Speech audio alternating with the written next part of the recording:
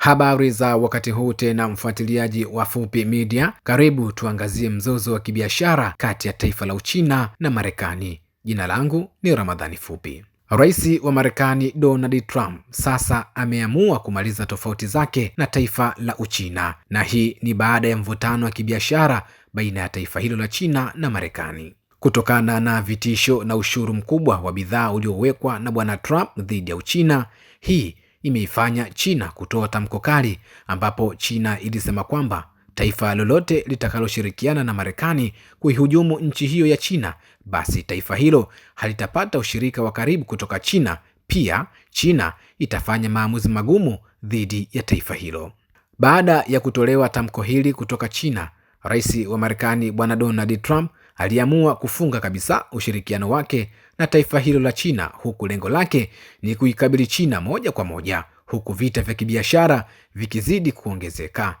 Lakini kadri siku zilivyozidi kwenda, hali ya mivutano baina ya China na Marekani ilizidi kuongezeka, na wakati huu bwana Trump anaamua kumaliza mzozo huu kwa kutaka kufanya mazungumzo na taifa la China.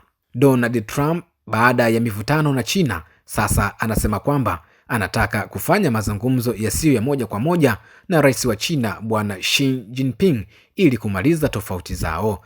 Vita vya kibiashara vilivyopo kati ya China na Marekani ni kutokana na hatua alizozichukua bwana Trump kwa kupandisha ushuru wa 145% kwa bidhaa kutoka China, hadi ambayo China nayo iliamua kulipiza kisasi kwa kutoza ushuru wa hadi 125% wa bidhaa kutoka Marekani.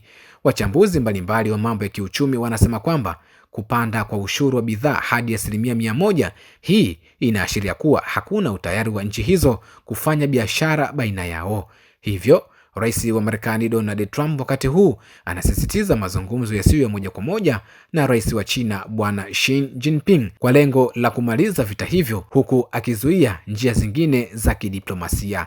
Hayo ni kwa mujibu wa shirika la habari la Politico ambalo liliandika siku ya Jumamosi. Mfuatiliaji wa Fupi Media, hayo ni machache yaliyojiri wakati huu. Usisahau kusubscribe, kulike, kushare na kukomenti. Jina langu ni Ramadhani Fupi.